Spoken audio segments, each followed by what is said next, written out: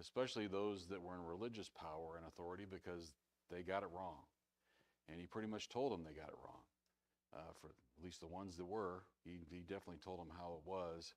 And it didn't mean that there weren't people that were not serving God at that time. It didn't mean that there weren't people that believed Jesus as Savior.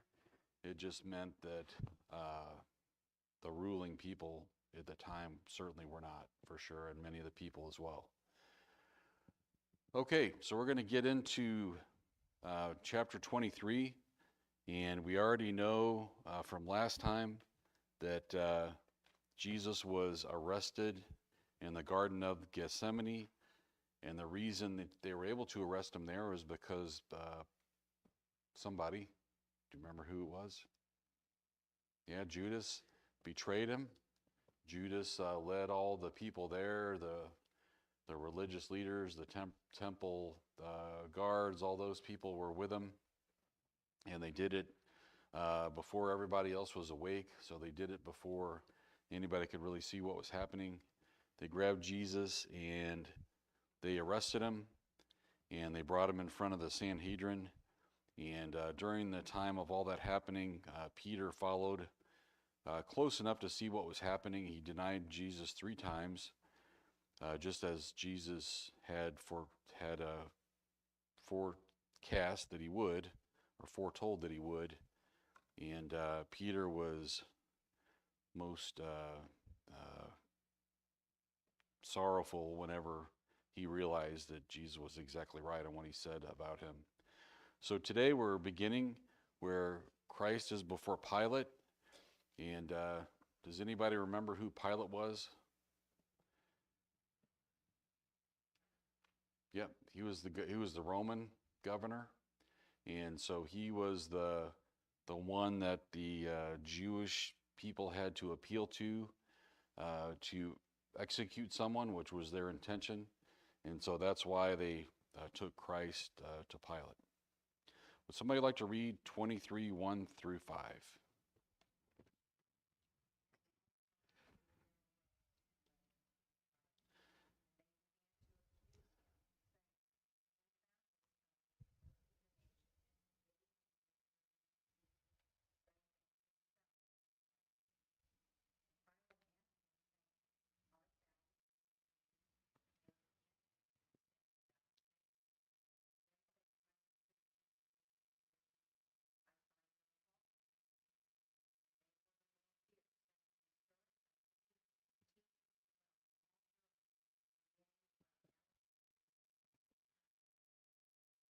Thank you, Sister Debbie.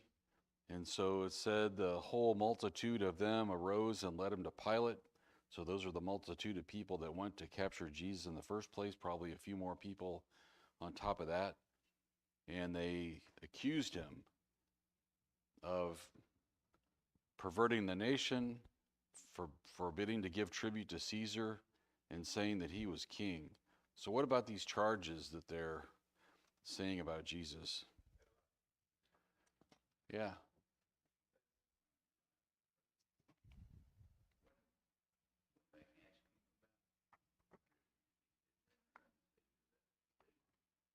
hmm And so they didn't have any evidence. They made an accusation of Jesus. They didn't have any evidence because he didn't do it. And Pilate's assessment was that he found no fault in him. And you can accuse somebody of whatever you want to accuse somebody of. We see it all the time. But when you go to court and you go before people that say, show us the evidence, show us how you know that this has happened, a lot of times they say, well, we don't have any evidence other than just somebody saying it. And then they try to get more than one witness and see what multiple different witnesses will say. And if witnesses say the same thing, well, then you do have something that can be substantiated, but they couldn't even get that figured out. And so from the Roman standard of evidence, it didn't meet the requirements of what they were saying. And Pilate didn't even address the other 2 things. All he addressed was him being the king of the Jews, and but he didn't see Jesus as being any threat. He had never heard anything about Jesus being a threat to anybody. And so, uh, mhm,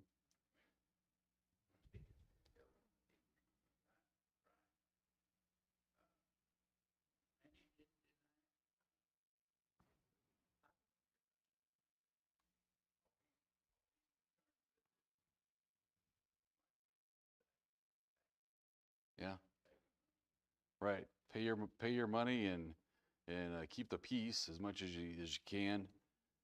Pilate normally resided in Caesarea. That was on the coast of the Mediterranean Sea, about 55 miles northwest of Jerusalem. On occasions like the Passover, the governor would go to Jerusalem with an extra contingent of Roman soldiers just to discourage any uprisings that might happen. They certainly weren't too appreciative of the taxes from the Romans, and there were very large crowds in Jerusalem during this time of the Passover, if you remember from last time. So it was pretty much full, as far as full of all the Jews and doing the observances of the Passover and the Feast of Unleavened Bread. And so here's Pilate just trying to make sure there's not going to be any problems. The Sanhedrin had convicted Jesus of blasphemy, but they didn't even mention that to Pilate because they wanted to say things that they thought Pilate would care about. And as far as saying that he was gonna be a king, as you looked at Jesus, he could see that he had been beaten by the temple guards, and he's already bruised, bloody, and exhausted. And Jesus did tell him, yeah, that he is the king, but Pilate certainly didn't see him as any kind of a threat at all. So under the Roman law, I'm getting ahead of myself, sorry.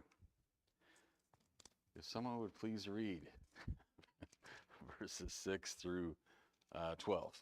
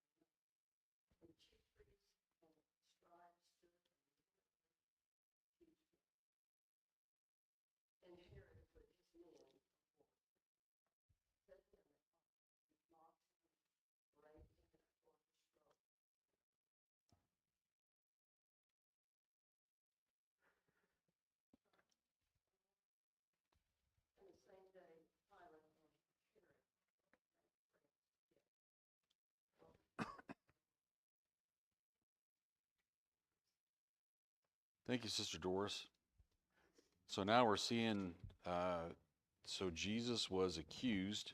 He went to the Sanhedrin. They said he was guilty of blasphemy.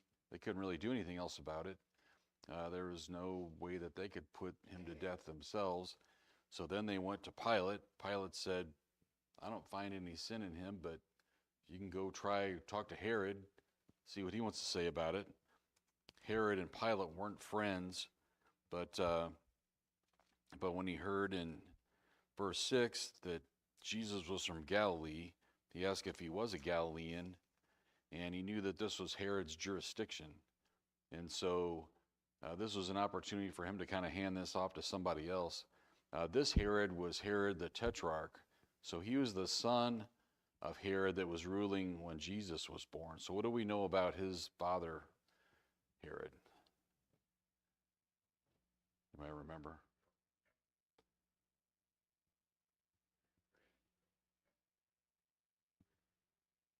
Yeah, and there was also a thing about killing all the babies at the time when Jesus was born. Yeah, yeah. So that was the same one from back then, his father was. And so here's Herod the Tetrarch. Uh, let's see. When Herod the Great died, his territory was divided into four parts.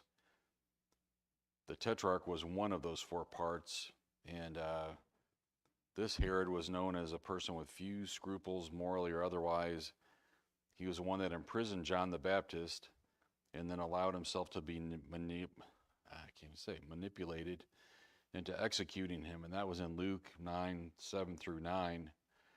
And so this Herod was really anxious to see Jesus. He hadn't had a chance to see him before, but he was very anxious to see him. And in fact, he was even thinking this could be John the Baptist's return from the dead based on the things that he had been hearing.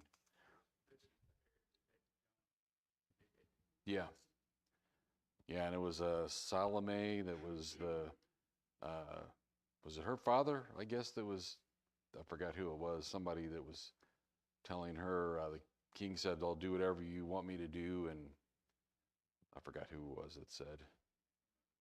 Her mother, okay. Yeah, her mother. Okay. Okay.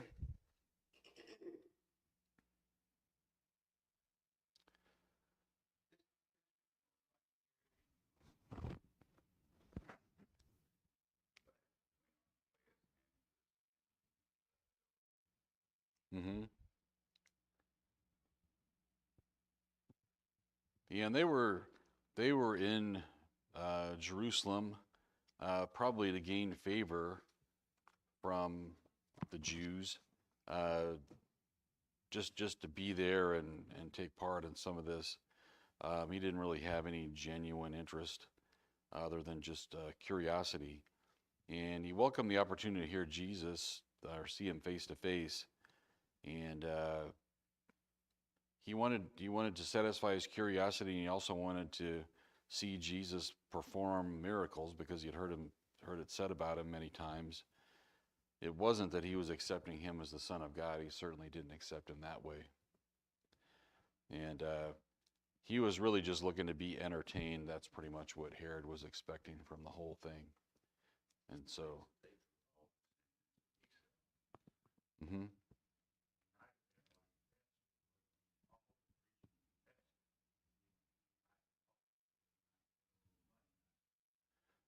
yeah, yeah. So, yeah, the motivation was clearly not anything related to serving the Lord or anything like that. It was completely separate from that altogether. And this meeting between Jesus and Herod, it was a non event. Herod asked many questions. Jesus didn't answer him. Herod was so shallow, all he wanted was Jesus to do some miracle or something so he could see it for himself. He was really kind of a puppet ruler. And here it is. Uh, Herod is claiming to be the ruler, but Jesus is the actual ruler in this case, the ruler of all mankind. And so uh, the Jewish leaders, they got even more frustrated about the whole thing. Uh, Verse 10, the chief priests and scribes stood and vehemently accused him. And Herod, with his men of war, set him at naught and mocked him and arrayed him in a gorgeous robe and sent him again to Pilate. So he didn't find anything wrong with him either. They did ridicule him, this gorgeous robe. One thing that I saw said it was like a fine, bright white garment, just kind of mocking him that he said he was a king. Yeah, yeah. So, but they didn't find him guilty, anything like that. They just sent him back to Pilate again, and that's once again here in verse 13. If somebody would read verses 13-25.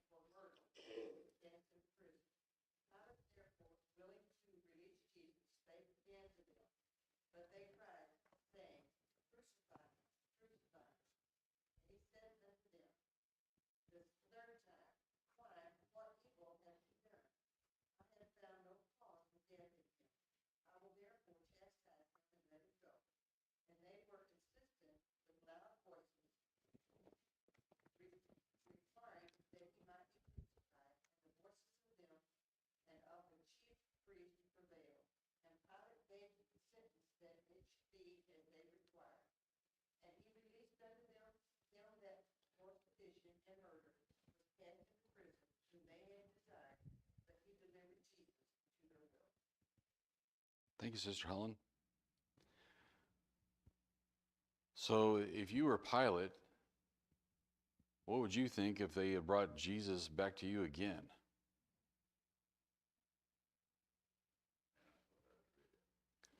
Yeah, I thought I already dealt with this. I thought I was already done with it. I said he was innocent. I gave him to Herod, and here he is again. And so, what's going on, right? And hmm?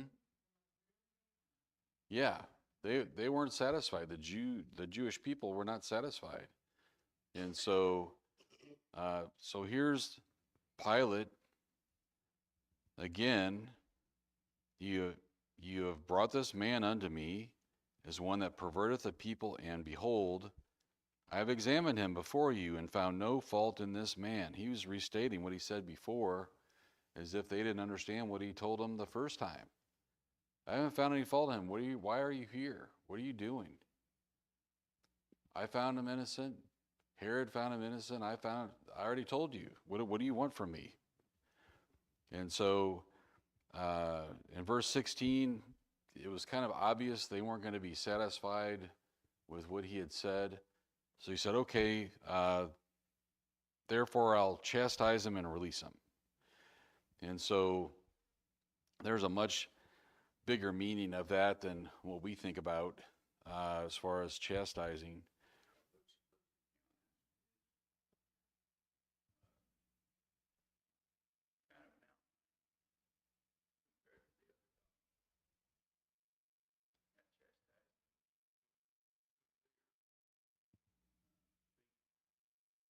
Yeah, it was a severe beating, and it was a public beating, and it was what you would do for a criminal. You wouldn't do it for an innocent person. And if Pilate had been truly just in his decision, he was just released Jesus as not guilty and been done with it. And what Pilate was talking about here with the chastising was a scourging. And so this was a severe lashing with lashings with a whip of 2 or more cords, to which sharp pieces of bone, glass, pottery, and metal were affixed to intensify the pain when it was inflicted. So he was whipped, broke open his skin, he was bleeding.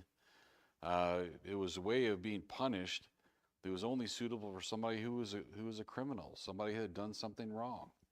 And so Pilate was thinking, okay, these people are really upset and crazy. What can I do to try to satisfy them? And so that's what he did. And then here in verse 18, and they cried out at once, saying, away with this man, and release unto us Barabbas. And so it was a custom at the time of Passover for them for the Roman government to release somebody from prison.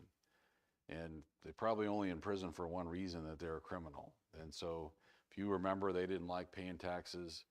They didn't like the Roman government. It wasn't unusual that somebody would get in trouble with the Roman government over some of those kinds of things. And in this case, Barabbas, though, so he was convicted of sedition in Jerusalem and for murder.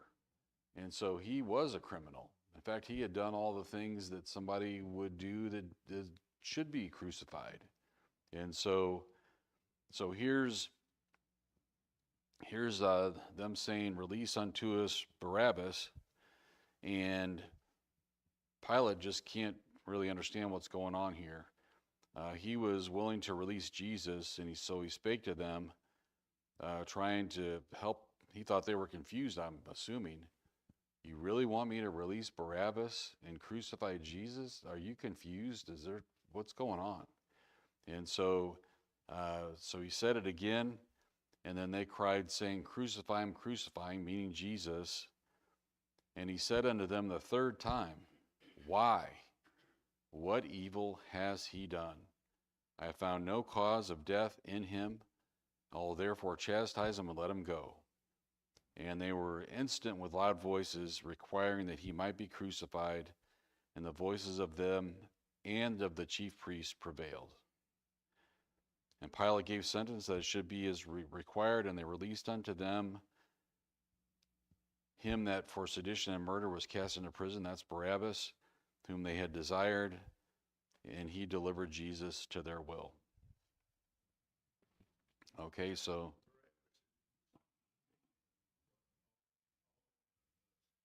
hmm yeah,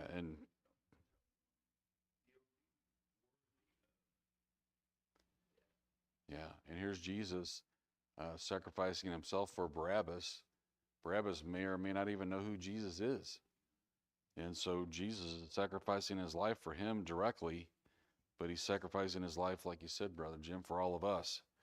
And so uh, Jesus didn't sin. He wasn't a criminal. He wasn't a sinner. There was nothing that justified what was happening here. It was just that the scribes and the Pharisees and some of the Jews, they were tired of Jesus putting them under conviction that they were wrong. He was tired of them telling them that they weren't doing it right, pretty much in every single time he spoke. And they didn't like it that he was always around the people that they considered were the sinners, but those were the people that really wanted to listen to him. Those are the people that accepted Jesus as a Savior. Yeah, they were afraid. It was a threat to their authority. It was a threat to their livelihood. It was a threat to pretty much everything that they had established. And so they weren't about to give that up for anything. Okay, so now somebody would read, let's see, verses 26 through 31.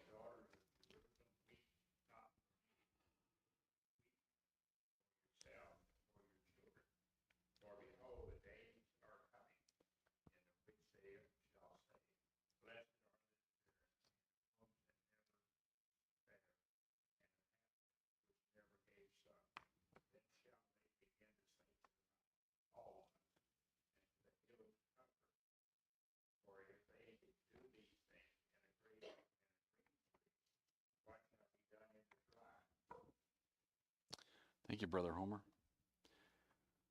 So, so in this verse 26 here, so who is this Simon they're talking about?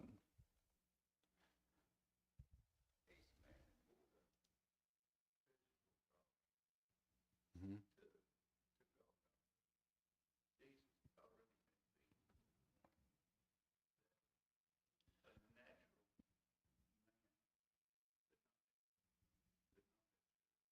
Hmm.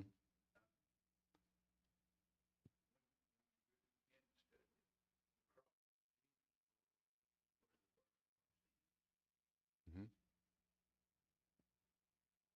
Yeah, he was overwhelmed, and this Simon, uh,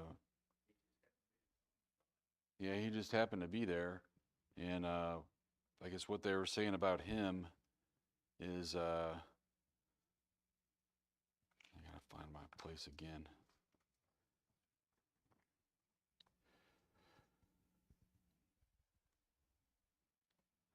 This Simon was from the city of Cyrene, which was in northern Africa, what is now known as Libya. And so he was among the thousands of Jews that were all there that had made the pilgrimage to Jerusalem to observe the Passover and the Feast of Unleavened Bread. And the Roman soldiers just picked him.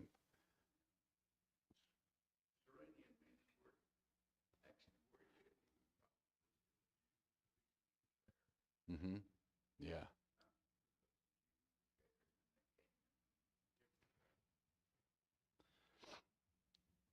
Yeah, this was,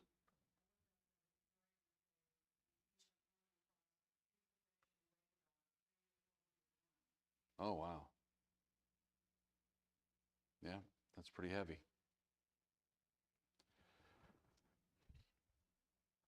So when you look at crucifixion and what it is, it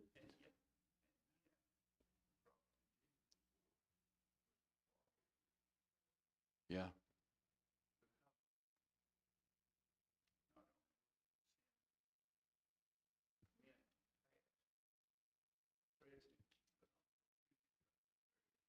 hmm It wasn't just physical; it was spiritual, and he was carrying everybody, responsibility for everybody. Crucifixion was the execution that was intended for the worst kind of criminals. For the Jews, they normally would stone somebody. You saw about Stephen, right? We studied that before. Um, Even when the Jews did hanging, they didn't suspend their victims on a cross. When they called for Jesus' death, they called for the most shameful and painful means of capital punishment by hanging them on the cross between two criminals. Jesus was certainly numbered with the transgressors. Through the cross, Jesus made intercession for the transgressors with the sacrifice of his own innocent life, and it was for all transgressors, not just those two that were there, as we were just saying. And it was a long and painful death. It would take days for somebody to die from being hanging on a cross.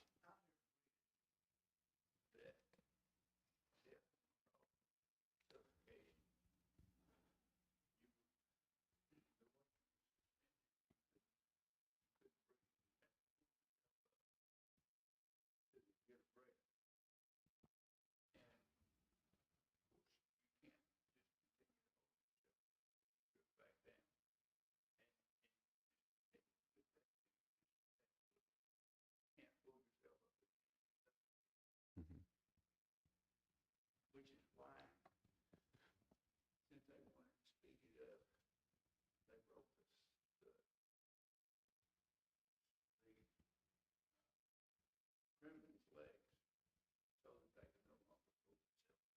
Mhm. Yeah, but they didn't do that to Jesus. Yeah, he was already dead, just like the prophecy had said. So as Jesus and the Roman soldiers made their way through the narrow streets of Jerusalem, there was a huge crowd that was there around them, and it was getting to be a bigger one as they went through.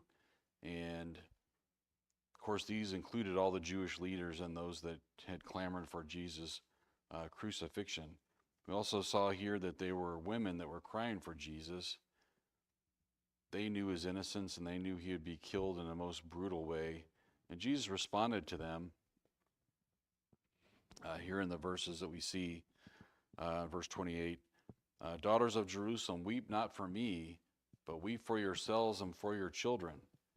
I think that's not a response you would expect Jesus to give in the situation that he was in.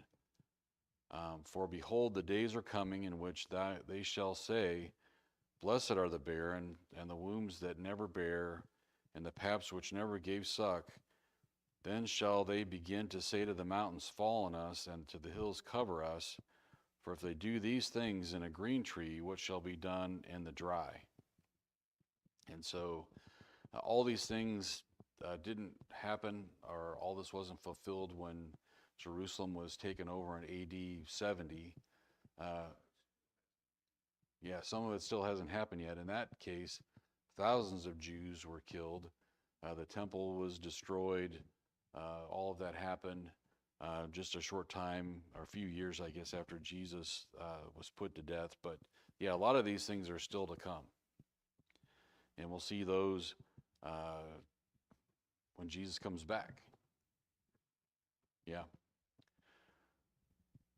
Okay, and then let's see if somebody would read verse 32. Let's see.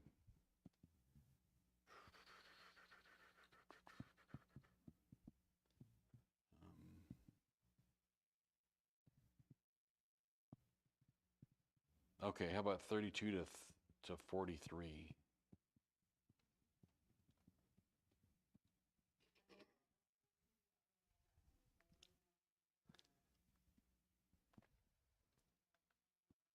Yeah.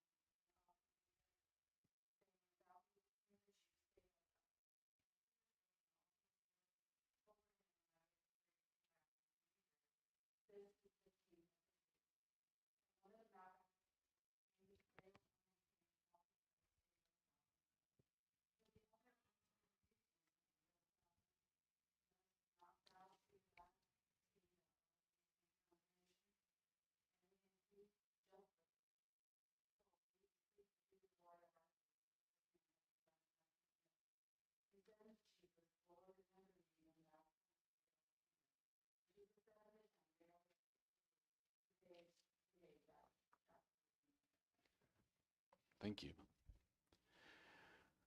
So there's a lot going on there. The two other criminals that were there, some were supposing those were co-conspirators with Barabbas. That could have been.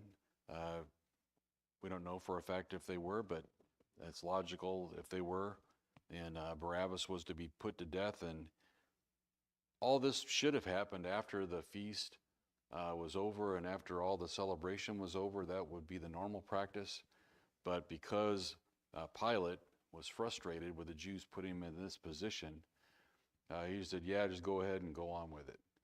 And so they went ahead and did it here, of course. And when they came to the place which is called Calvary, where they crucified him, and the malefactors, one on the right hand and one on the left. So Calvary, does anybody know what the meaning of that is? Yeah, the place of the skull. And Golgotha is the same thing. So you've heard that before. And we hear about Mount Calvary, and I guess this one writer was saying it's really not a mountain. It's really more just like a taller hill or whatever, outcropping, something like that. And so it was just a place that was outside the city. They didn't do executions inside the city. They would always take somebody outside, and that went all the way back to the time of Moses, is that's the way they were doing executions. And so then you see more of the conversation here, where they're mocking Jesus. They cast lots for his raiment, and that was fulfilled prophecy from other parts of the Bible. And here they said, he saved others, let him save himself, mocking him. And the soldiers also mocked him. And down in verse 38, it said on the cross itself, this is the King of the Jews. And at the time when Pilate had this done, they said, change it to say he said he was the King of the Jews. And Pilate said, what is. And so he left it as it was. And he wasn't too keen on satisfying the Jews. He wasn't appreciating the situation they put him in with this whole thing. And as far as the two criminals that were with Jesus, one of them was mocking him along with everyone else, and the other said unto Jesus, verse 42, remember me when thou comest into thy kingdom, calling him Lord. And so truly, he recognized Jesus for what he was. It wasn't that he thought the same as all the rest. He actually recognized Jesus for not just being innocent, not being a criminal, but he also recognized him as being the Son of God. That's right. Nobody sprinkled any water on that thief on the cross to accept salvation on their behalf or anything like that. There was no sprinkling that happened. It was just he accepted Jesus at that moment, and that was good enough. And so, and I guess another point is, you can be saved any time in your life. You can be saved earlier in life. You can be saved late in your life. You can be saved in the last minute of your life. But if you don't hear somebody telling you about the plan of salvation, if you don't witness to somebody, then how will they know? Maybe they see it different places, but it's really different when it's somebody that's a family member or a friend or a loved one, and you're witnessing to that person, telling them they need Jesus.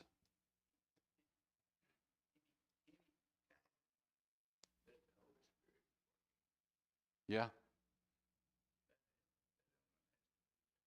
Yeah. Well, if we're there and we're saved, the Holy Spirit's there, right? So, right.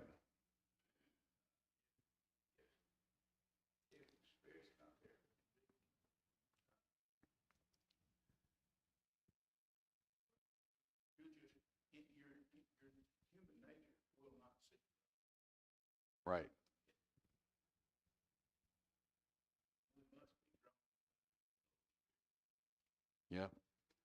And I will have to say that that's my prayer often. Praying for someone that's not saved is that they put under conviction. And I pray that often. I really do. And like you said, Brother Jim, what am I going to do? I just ask the Lord for help. That's what he wants us to do. And I hope for the ones that I pray for, I hope they are saved.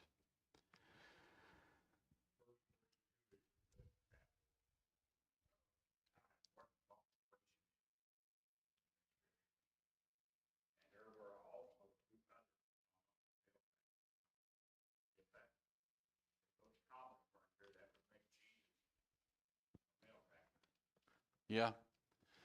Well, the Jews would have said that he was, but by the law that they all followed and assessed 3 times, he wasn't. And so, yeah, another fact pointing to Jesus' innocence in this whole thing. Thanks, Brother Homer. Okay, so if someone would read verses 44 through 49.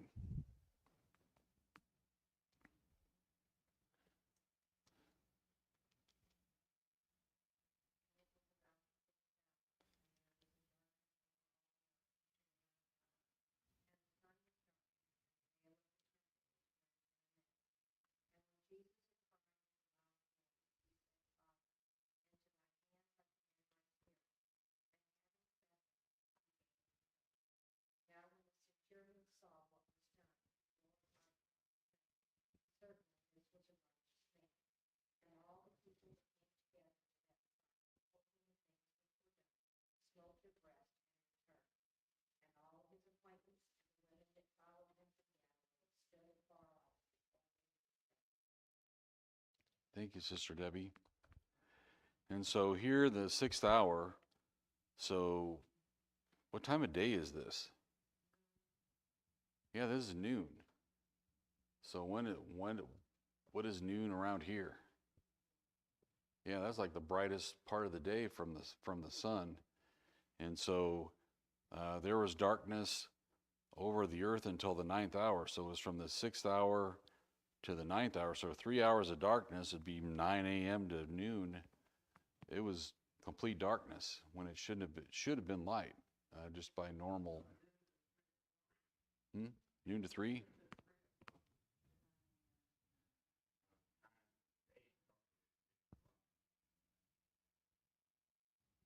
Okay.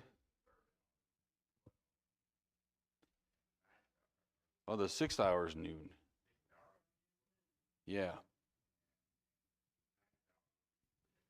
Yeah. Okay, noon to 3. So if you were to stand outside now, or wait till July, that'd be better, or August, noon to 3, it'd be the brightest part of the whole year. And that was definitely the opposite of what was happening here. The sun was darkened, the veil of the temple was rent in the midst. So, what's the significance of that being put into all of this? That just seems like a piece of information that's just, hmm?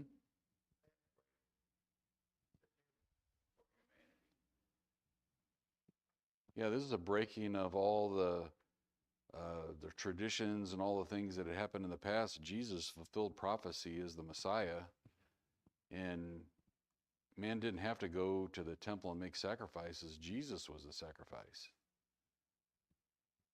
And so this,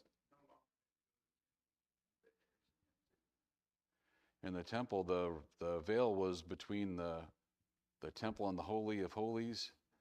And this was, if you think of uh, a veil, it's not like a veil you can see through all that stuff. This is very heavy, and if you just took one of your curtains, if you say, I want to practice this, and go home and take a curtain down and try to tear it, I don't think you're going to be very successful. And this was nothing like that. This was something completely different. This was made just for the temple, and for it to be torn in the way that it was, it wasn't something a human could do, and certainly not instantly. And so there's huge significance in that. And it was Jesus fulfilling prophecy is what it was. And then here's Jesus in verse 46. Father, into thy hands I commend my spirit. And having said thus, he gave up the ghost. When the centurion saw what was done, he glorified God, saying, certainly this was a righteous man. So this centurion that was there, he wasn't some random centurion. More than likely, he was a person that was on this kind of a duty, that he did this all the time. And so when he saw this happen, this was completely different than anything else he had seen before. And the book of Luke really does talk about how Jesus was a man here that walked the earth. And so here, there's nothing that says the centurion was saved or that he was a religious person at all. But here he is confessing that Jesus was a righteous man.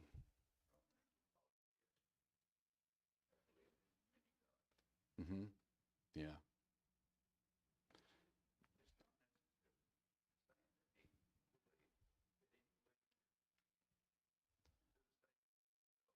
Mm-hmm. Yeah. Yeah, he recognizes it as different. Yeah. Well, here it says, in Luke's account, it says, was a just man. Other accounts of this, he says, truly this was from God. Mm-hmm. But that necessarily to say so. They were monotheistic. Right. They believed in many different gods for many different things. That's a great point. Okay. If somebody would read verse 50 through 56.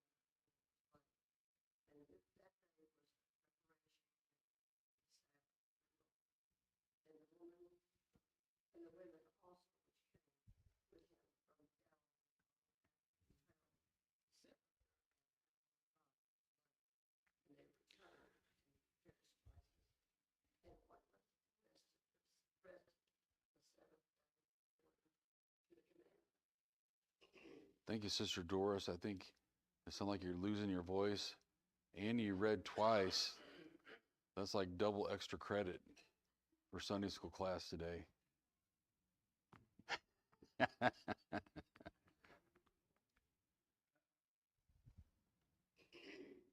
is a man that believed in the resurrection. Mm-hmm.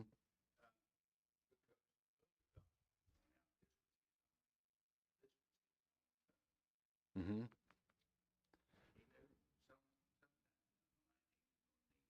Yeah.